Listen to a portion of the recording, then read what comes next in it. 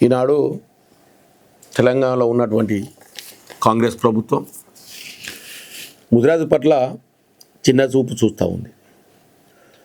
ఆనాడేమో ఎన్నికలు జరిగే సమయంలో అప్పటి పిసిసి అధ్యక్షులు రేవంత్ రెడ్డి గారు, ఇప్పుడు ముఖ్యమంత్రి, ఆనాడు ఏమని నమ్మబలికిండు అని అంటే, కేసీఆర్ గారు ఇస్తున్నటువంటి చేపపిల్లలు సరిగ్గా లేవు, అవి అసలు చేపపిల్లలే కాదు, వాటికంటే మంచి చేపపిల్లలు వాళ్ళకంటే డబుల్ శాతం పెంచి నేను మీకు చేపపిల్లలు ఉచితంగా అందిస్తాము.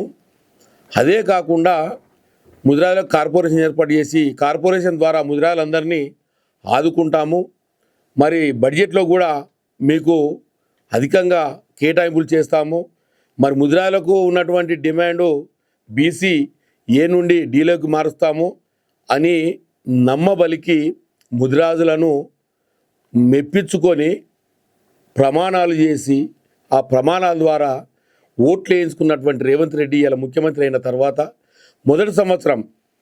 ముఖ్యమంత్రి అయిన మొదటి సంవత్సరము చెప్పిన మాటలకు భిన్నంగా ఏమన్నాడు, గతంలో చేప పిల్లల కంటే మేము ఈసారి 50% చేప పిల్లలు ఇస్తాము, 50% చిల్లరల్లో చేప పిల్లలు వేయడం జరుగుతుందని చెప్పినటువంటి రేవంత్ రెడ్డి ఆ 50% కాదు కదా, కొన్నిటిలో మాత్రమే కొన్ని చెరువులలో కొంత మేర పోసి రంగనాయక సాగర్లో కూడా 1,00,000 చేప పిల్లలు పోయాల్సింది కనీసము 10,000 కూడా పోయకుండా అట్నే చేదు దులుపుకున్నాడు.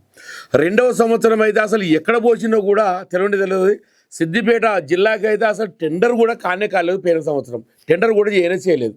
ఏమనంటే మేము చేప పిల్లల పంపిణీ మరి మత్స్యకారులకు ఇస్తున్నాము, ముదిరాజులను ఆదుకుంటున్నాము, మరి మత్స్యకారులను మేము బలపరుస్తున్నాము అని చెప్తా ఉన్నారు. మరి అలా ఈ సంవత్సరం తీసుకుంటే 116 కోట్లు మొన్న కేటాయించామని చెప్తా ఉన్నారు. ఇప్పటి వరకు కూడా టెండర్ ప్రక్రియ అనేది పూర్తి కాలేదు. ఇప్పటికి కూడా టెండర్లు పిలవలేదు. మొన్న నోటిఫికేషన్ ఇచ్చామని చెప్తా ఉన్నారు. నేటికి కూడా ఇప్పుడు టెండర్లు పడినటువంటి పరిస్థితి లేదు, టెండర్లు ఇచ్చేటువంటి పరిస్థితి లేదు. ఇన్ని రోజులు ఎందుకు టెండర్లు పడలేదు, ఎందుకు టెండర్లు వేయరు అని అంటే చెప్తా. దానికి కూడా ఒక కారణం ఉంటుంది. అనాది కాలంలోనే ఎప్పుడైతే వర్షాకాలం స్టార్ట్ అవుతుందో, వర్షాకాలం స్టార్ట్ అయిన తర్వాత రోని మృగశిర సమయంలో కనుక టెండర్లు పిలిచినట్లయితే ఆ టెండర్ వేసేటువంటి వాళ్ళకు మరి అప్పుడు టెండర్ వేసుకొని ఆ టెండర్ల ద్వారా వాళ్ళు ఆ టెండర్ పొందితే వాళ్ళ చేప పిల్లలకు ఆర్డర్ ఇచ్చుకొని, లేదా వాళ్ళకి చేపల చెరువులు ఉన్నట్లయితే ఆ చేపల చెరువులలో పిల్లల్ని ఉత్పత్తి చేయడానికి అనువుగా ఉండేటువంటి సమయం అది. ఆ సమయంలో వాళ్ళు ఏం చేస్తారంటే పిల్లల్ని ఉత్పత్తి చేసుకోవడం కావచ్చు, ఆ పిల్లల్ని లేదా వేరే జాగాలో కొనుగోలు చేసుకోవాలన్నా కూడా వాళ్ళు దానికి బేరం కుదుర్చుకుంటారు. కానీ ఆ సమయంలో టెండర్లు ఇవ్వక 2.5 నెలలు గడిచిపోయినాక ఇవాళ మేము 116 కోట్లు కేటాయించినాము, మీరు టెండర్లు పిలుస్తున్నాము, టెండర్లు వేస్తున్నాము రారి అని చెప్పి నోటిఫికేషన్ ఇస్తే ఇవాళ వేసే పరిస్థితి లేదు. ఇవాళ వేసినా కూడా చేపపిల్ల అనేవి దొరికే పరిస్థితి లేదు. వీళ్ళు ఇచ్చేటువంటి రేటుకు చేపపిల్ల దొరకదు. ఈరోజు పెరిగిపోతుంది చేపపిల్ల సైజు అనేది చాలా పెద్దగా పెరుగుద్ది. గౌరవ తెలంగాణ రాష్ట్ర ముఖ్యమంత్రి రేవంత్ రెడ్డి గారికి మేము రాష్ట్ర మత్స్య సహకార సంఘాలకు సంబంధించి కొన్ని అడగాలనుకుంటున్నాం. ఏంటంటే ఆకలి చచ్చిన తర్వాత అన్నం ఎందుకు అనే నానుడి తెలంగాణ ప్రాంతంలో ఉంది. మరి చేపల పెంపకానికి అనువైన సమయాన్ని వృధా చేస్తూ మరి మత్స్యకారులను ఎప్పుడు కూడా మాటలతోనే తృప్తిపరుస్తూ మరి ప్రాక్టికల్గా పనికాడకు వచ్చినప్పుడు మరి మే జూన్లో టెండర్లు పిలిచి మరి చేప ఉత్పత్తి కేంద్రాలను పెంచి మరి ఇచ్చినటువంటి 116 కోట్ల బడ్జెట్ను వినియోగానికి తీసుకురావాల్సింది మాటలతోటే ముదిరాజ్ సమాజాన్ని తృప్తిపరుస్తూ మత్స్యకారులను తృప్తిపరుస్తూ మరి మోసపూరితమైనటువంటి వాగ్దాలు చేస్తూ ఉన్నారు. ఇది మీకు తగదని తెలియజేస్తున్నాం. ఎందుకంటే చేపల పెంపకం మరి ఇప్పటికీ ఆగస్టు 8వ తేదీ అంటే కాలం ఎంత అతీతమైంది. ఇప్పటికి కూడా మీరు టెండర్లు పిలవకుండా మీరు చెప్పే మాటలేమో తెలంగాణ ప్రభుత్వం ఉంటే చేపలను చిన్న సైజు ఇస్తారు, మేము పెద్ద సైజు ఇస్తాం, 3 ఇంచులు ఇస్తాం, మంచి నాణ్యమైన చేపలను పంపిణీ చేసి సొసైటీలను బలోపేతం చేసి మత్స్యకార కుటుంబాలను మంచి కోటీశ్వరులను చేస్తామనేటువంటి మరి ప్రగల్భాలు పలికినటువంటి మీరు మరి ఇప్పుడు చేస్తున్నదేంటి? ఆగస్టు 8 అయినా టెండర్లు పిలవకుండా చేపలను వదలకుండా మరి ఈ మధ్యలో అకాలంగా చాలా కాలంగా వేచి చూస్తున్నటువంటి వర్షాభావ పరిస్థితి కూడా క్లిష్ట పరిస్థితిలో ఉన్నటువంటి తరుణంలో మరి ఆ దేవుడు వర్ణదేవుడు కరుణించి మంచి వర్షాలనిచ్చి చెరువులు కుంటలు మరి వాగులు వంకలు పొర్లి పొంగుతున్నటువంటి పరిస్థితి ఇప్పుడు. మరి ఇంకెప్పుడు మనం చేపలు వదిలేది? మరి మత్స్యకార కుటుంబాల జీవితాలకు ఎప్పుడు వెలుగునిస్తాం? ఇది మీకేమన్నా తగునా?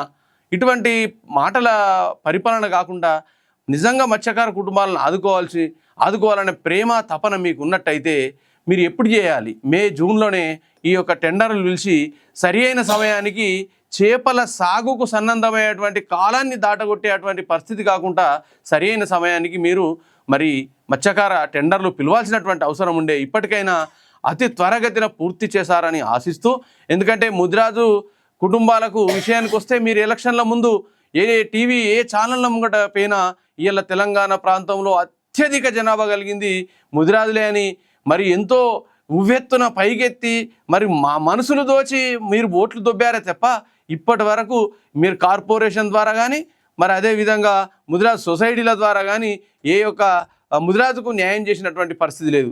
మొదటి సంవత్సరం మాటలకే పరిమితమైంది. రెండో సంవత్సరం ఏమో మంత్రుల ఇలాకాలలోనే చేపలు పోసినట్టు యాక్షన్ చేసిరే తప్ప అక్కడ కూడా కుటుంబాలు అభివృద్ధి చెందినటువంటి పరిస్థితి లేదు. దయచేసి రాష్ట్రంలో ఉన్నటువంటి మత్స్యకార సొసైటీలన్నీ మిమ్మల్ని నిలదీసే రోజు రాకుండానే ఇకనైనా మరి మీ 50% సగభాగం మీ పరిపాలన జరిగిపోయింది. రాబో రోజులన్నా మెప్పుకోరాలంటే ఇకనైనా మేలుకొని సరి అయిన సమయంలో మీరు మత్స్యకార సొసైటీలకు నేరుగా డబ్బులు వేసినట్టయితే మిమ్మల్ని చాలా మంచిగా చూసుకుంటారు. మీరు నిజంగానే గతంలో తెలంగాణ ప్రభుత్వంలో అన్యాయం జరిగింది, మేము డబ్బులు ఇస్తామని మాట ఇచ్చారు కనుక ఆ మాట నిలబెట్టుకున్నట్టయితే బాగుంటుంది. అప్పుడు టెండర్లు పిలిస్తే అక్రమాలు జరిగినాయి అన్నారు. మరి ఇప్పుడు టెండర్లు పిలిస్తే సక్రమమైన పద్ధతులు నడుస్తాయా? మీరు అప్పుడు మాట్లాడింది ఏంది, ఇప్పుడు మాట్లాడింది? సొసైటీలకు ప్రతి సొసైటీకి ఆ సొసైటీలో ఉన్నటువంటి ఎన్ని హెక్టార్ల విస్తీర్ణం ఉందో దానికి అనుగుణమైనటువంటి డబ్బులు నేరుగా సొసైటీలకు ఇచ్చినట్టయితే నాణ్యమైన వాళ్ళకు నచ్చినటువంటి చేప పిల్లలను కొనుగోలు చేసి మరి వాళ్ళు ఉన్నటువంటి నీటి వనరులలో వాటిని వదులుకొని మంచి జీవనాన్ని కొనసాగిస్తారు కనుక ఈ రాష్ట్ర ప్రభుత్వం ఇకనైనా మేల్కొని మరి ఒక మత్స్యకారులైనటువంటి కుటుంబాలకు మేలు చేయాలని తెలియజేస్తూ, అదేవిధంగా ఎప్పుడు కూడా ఈ యొక్క అత్యధిక జనాభా కలిగిందని మాటలకే కాదు ఓట్లున్నాయని ఆ రోజు మోసపూరితమైనటువంటి మాటలు చెప్పి ఓట్లు వేయించుకున్నావు. తస్మత్ జాగ్రత్త.